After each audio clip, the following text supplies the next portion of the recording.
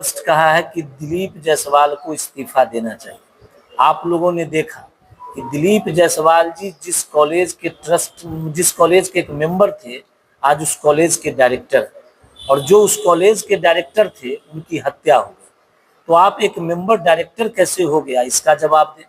दूसरी बात है कि वो उस कॉलेज में सिख मिनोरिटी का कॉलेज था, वो मेडिकल, उसमें 50% सिखों समुदाय के लोगों का मेडिकल में एडमिशन होना था, लेकिन सिख समुदाय का एडमिशन साफ नील है और राजनेताओं का, जिसमें सभी दल के लोगों का एडमिशन किया गया है और इनके जितने नजदीकी है दिलीप जायसवाल जी के, उन्हीं का एडमिशन उस कॉलेज में बाल बच्चों का हुआ है और इन्होंने कंप्लीट रूप से उस कॉलेज को हथिया लिया और जो उस कॉलेज के संस्थापक थे उसकी हत्या का एफआईआर भी हुआ।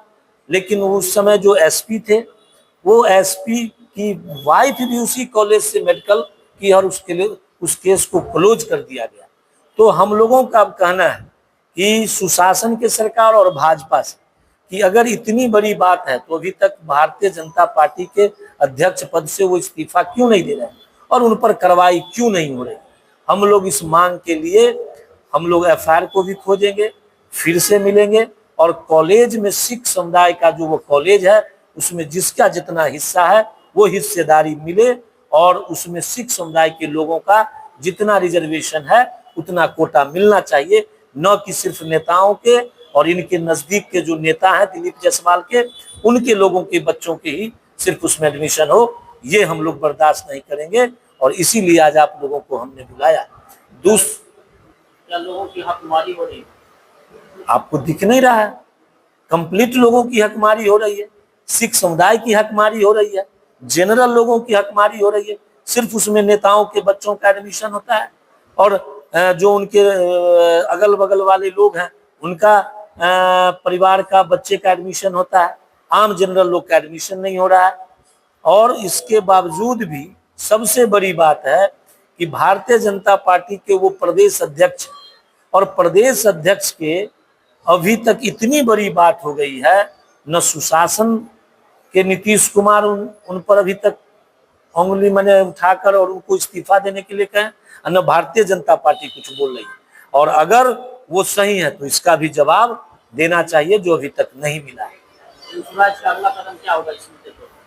अगला कदम हम लोग एफआईआर को खोजेंगे और सच्चाई को पता कर कर हम लोग न्याय दिलाएंगे और कॉलेज जिसके लिए बना है उस कॉलेज में उसका हक दिलाएंगे। जन स्वराज का अगला कदम यही। दूसरा, आप लोगों को आज हमने बुलाया है वारिस नगर में 12 तारीख को 2 बजे से प्रशांत जी का जनसभा, बिहार बदलाव जनसभा कार्यक्रम का आयोजन किया गया है। उसमें हम आपके माध्यम से समस्त जिला वासियों को, समस्त समस्तीपुर अनुमंडल वासियों को और वारिस नगर के समस्त जनताओं को आग्रह करते हैं कि आप उस दिन 2 बजे आकर जो एक बिहार बदलाव के लिए अपना सब कुछ समर्पित कर दिए हैं, ऐसा नेता जो 2 साल पैदल घूम घूम कर एक एक झुग्गी झुपड़ी के बगल में रुक कर उसके समस्याओं को जानकर बिहार बदलने के लिए अपना सब कुछ न्यौछावर कर दिया है, ऐसे नेता को सुनने के लिए 12 तारीख को वारिस नगर में 2 बजे जरूर आइए। ये हम आपके चैनलों के माध्यम से आग्रह करना चाहते हैं। स्थान बताएंगे? सीरूपट्टी,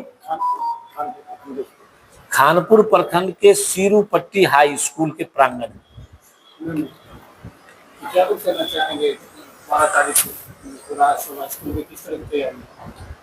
तैयारी हम लोगों की अच्छी खासी हो रही है। सांसद इस स्कूल में भी आए हुए थे और आपके चैनल के माध्यम से हम सभी जनता से आग्रह करना चाहते हैं कि महिलाएं भी अधिक से अधिक पहुंचे और वहां पर सांसद को सुने कि बिहार बदलाव से सबसे ज्यादा लाभ उसी को होगा तो महिलाओं को ही होगा।